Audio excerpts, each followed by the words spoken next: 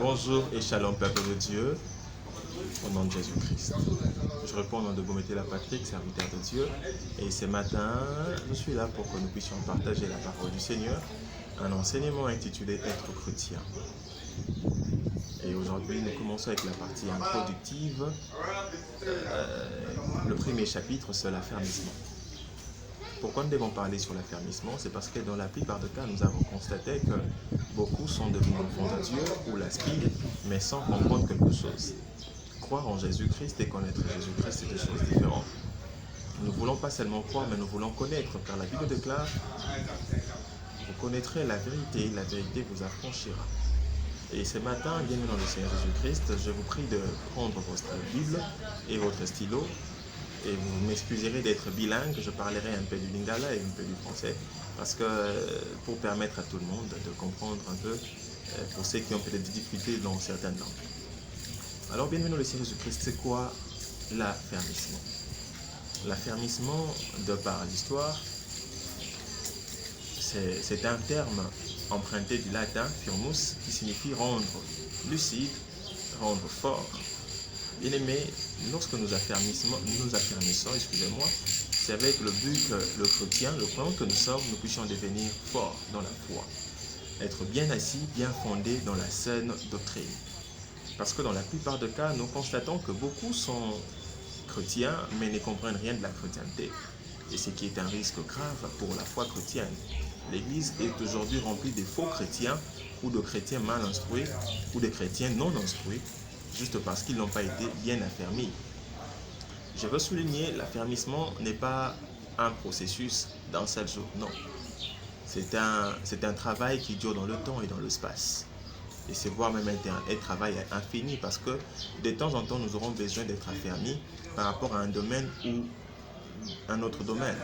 Mais dans ces cas précis, nous voulons asseoir le fondement de la foi chrétienne, la base doctrinale de la foi chrétienne.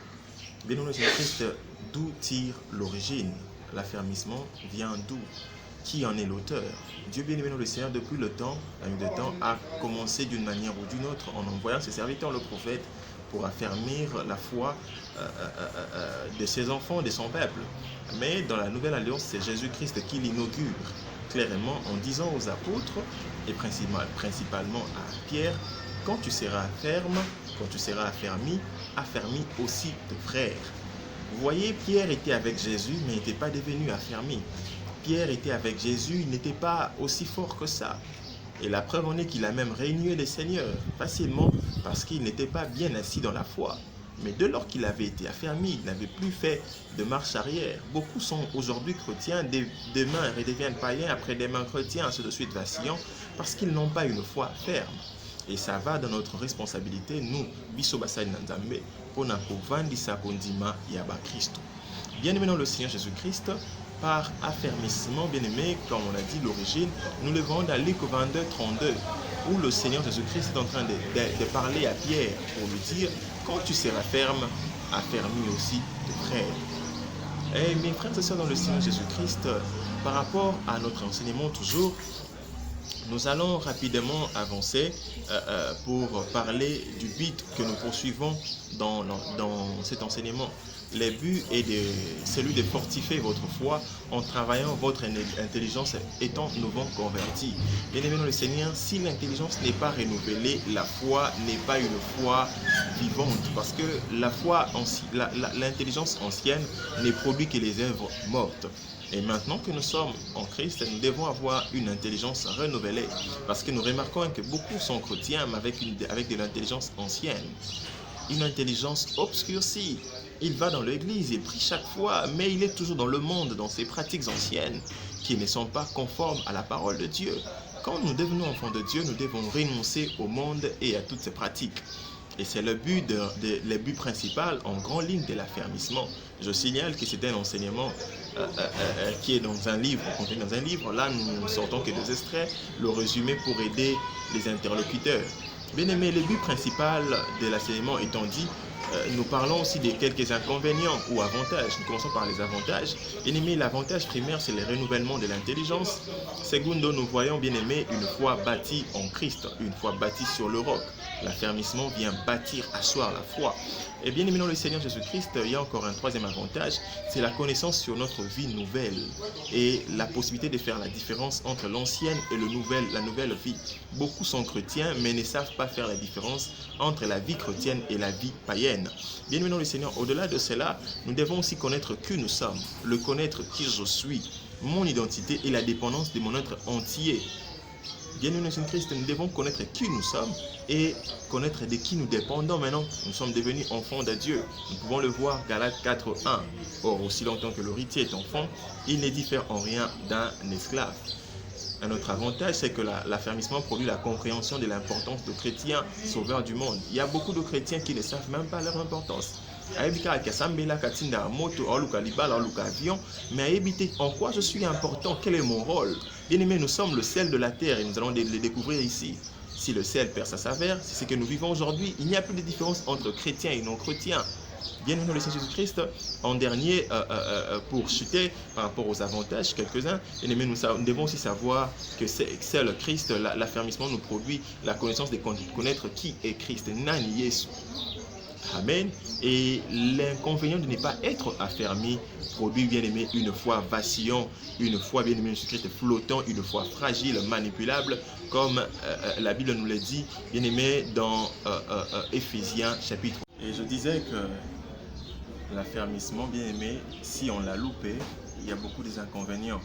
Au monde qui est la vacillant, na tongaza mon Christ, na midi, ya mutamasomo, na pourquoi, comme une hôtel, ainsi de suite. Ce qui règne comme confusion aujourd'hui dans l'église corps du Christ. On a beaucoup des enfants de Dieu, entre parenthèses, enfants de Dieu, mais qui ne connaissent rien de leur vocation d'enfants de Dieu et qui vivent encore comme des païens, comme de non-convertis, et c'est une grande perte et une grande honte pour nous, enfants de Dieu. Alors, l'affermissement produit encore la connaissance de trois acteurs du salut. Les trois acteurs du salut, bien aimé dans le Seigneur Jésus-Christ.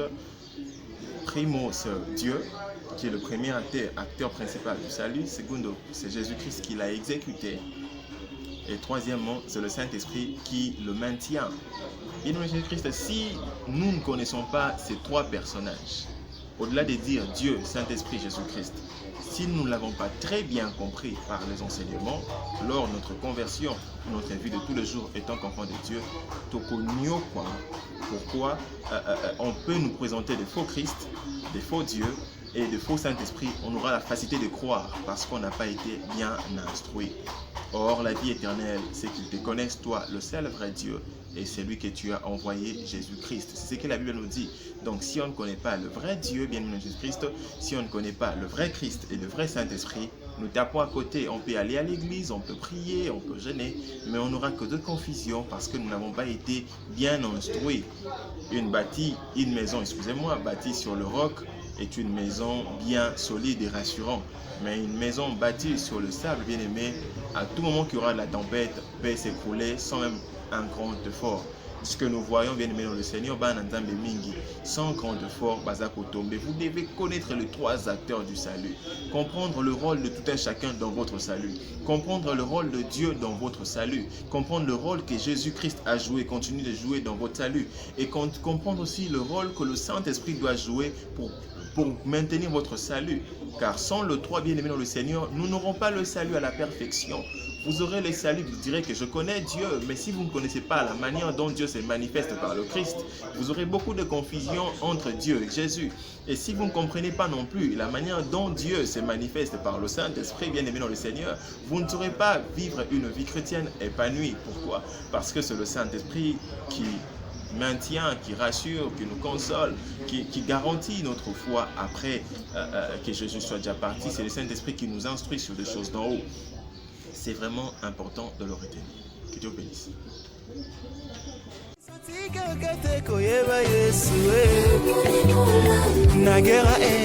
Tremblement des terres.